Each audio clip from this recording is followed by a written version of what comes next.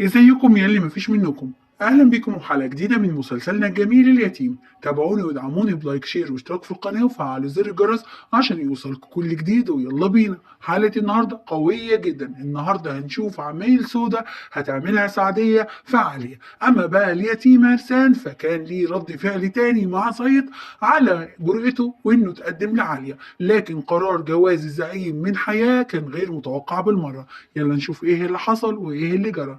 بتبدأ أحداث حلقتنا على المسكينة عالية بعد ما كانت بتتكلم مع عرسان، وهما الاتنين نازلين حب وغرام في بعض والفراشات حواليهم. ما كانوش متخيلين إن سعدية هتعمل لهم ريحة بجلاجل وجرثة أم حناجل. عايز أقول لكم سعدية لقيت فرصتها على عالية وقالت لها وقعتي ولا حد يسمع عليك؟ يعني أنت يا بنت الزعيم تبصي لواحد زي اليتيم اللي لا ليه أصل ولا فصل وابن حرام، وكمان إيه رفضتي أخويا أبو عروم واشتكيتي عليه ابوكي لحد ما ابوكي شاله من الزعامه وشاله كمان انه يبقى عقيد الحاره؟ لا ده انت النهارده يومك معايا يا عاليه. عاليه ابتدت تترجى سعديه وتقول لها معلش يا خالتي افهميني ارجوكي، لكن هنا طبعا سعديه قالت لها لا يا حبيبتي، ده انت دلوقتي هتشوفي انا ناويالك على ايه.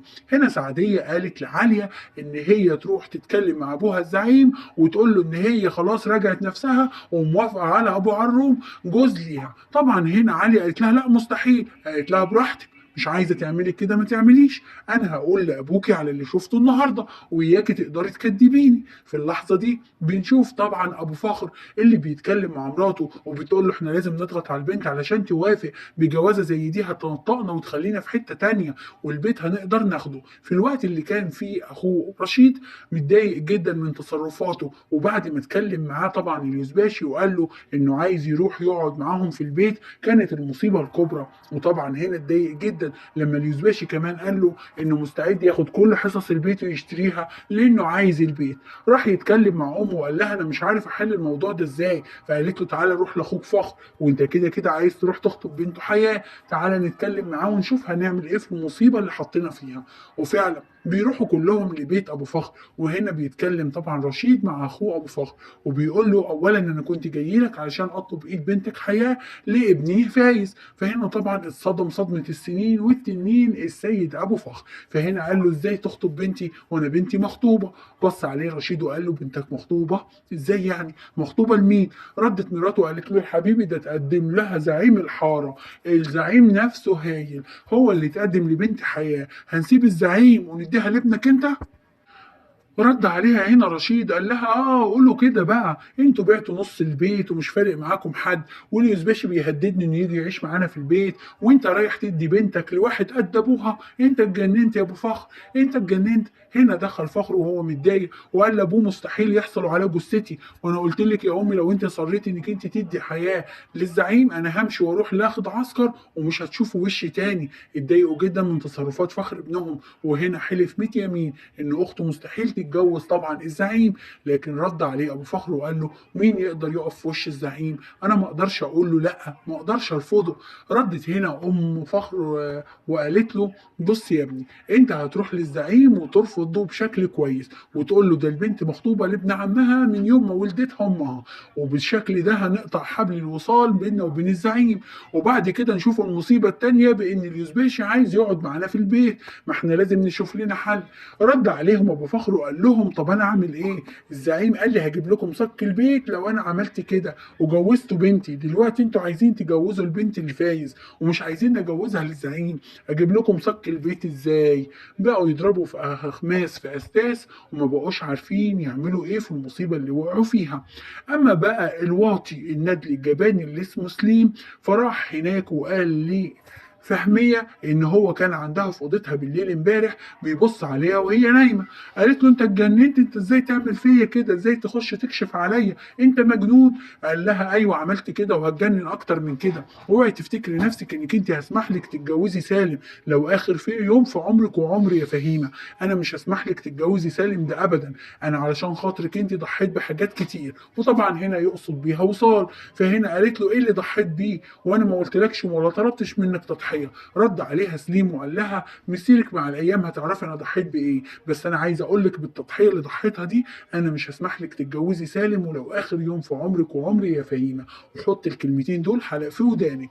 بعد كده بنشوف طبعا سعديه اللي ابتدت تذل طبعا عاليه وتشغلها في شغل البيت وفي خدمه البيت، وقالت لها براحتك خالص، لو ما قلتيش لابوك انك انت موافقه على اخويا ابو عروم انا مش هسيبك ولا هرحمك، يا اما هفضحك واجرسك وهخلي فضيحتك بجلاجل. في الوقت ده كان طبعا هنا عرسان بيتكلم مع ام النور ويقول لها انه لازم يروح يخطب عاليه علشان زعيد تتقدم لها. ما كانش يعرف ان في التوقيت ده اصلا زعيد كان قاعد مع الزعيم وبيتكلم معاه وبيقول له ان هو عايز يتجوز بنته عاليه وطلبها تاني. رد عليه الزعيم وقال له انت اتجننت، انت بتطلبها تاني؟ البنت مش هتوافق.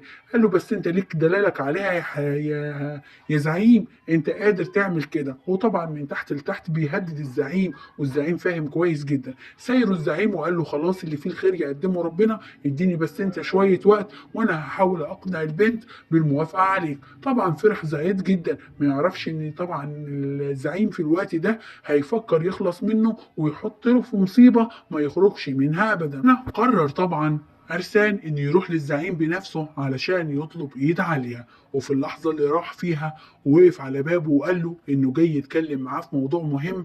زعق فيه هنا الزعيم وقال له مالكش كلام معايا ومفيش مواضيع تجمعنا ببعض يا عرسان.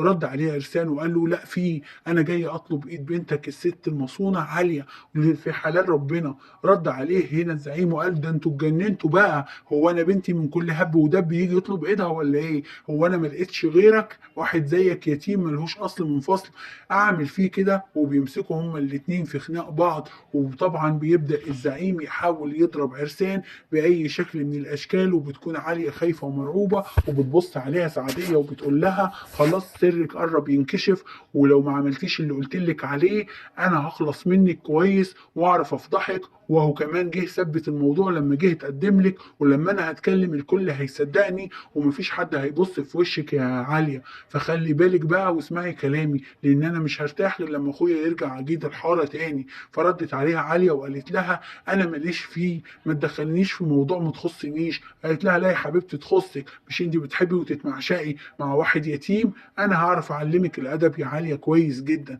في الوقت ده سالم راح لامه وقال لها ان عمي مش هيديني فلوس وانا خايف اهل فهميه يستعوقوني وما يستنوش عليا ابدا. في الوقت اللي كان فيه طبعا الزعيم بيفكر ازاي يخلق من زعيد، وقال انه خلاص ايامه بقت معدوده في الدنيا وانه لازم يشوف له فرصه علشان يقتله فيها ويخلص منه ويشرب من دمه، وخصوصا بعد ما جرى الاشكال اللي ملهاش 60 لازمه زي عرسان انه يجي يتقدم لبنتي. ففي اللحظه دي طبعا الزعيم قال لازم نشوف حل للقصه دي. تفتكروا عرسان هيعمل ايه مع الزعيم بعد ما رفضوا لجواز عاليه؟ وعاليه هتعمل ايه مع سعديه اللي بتهددها؟ وكمان الزعيم هيعمل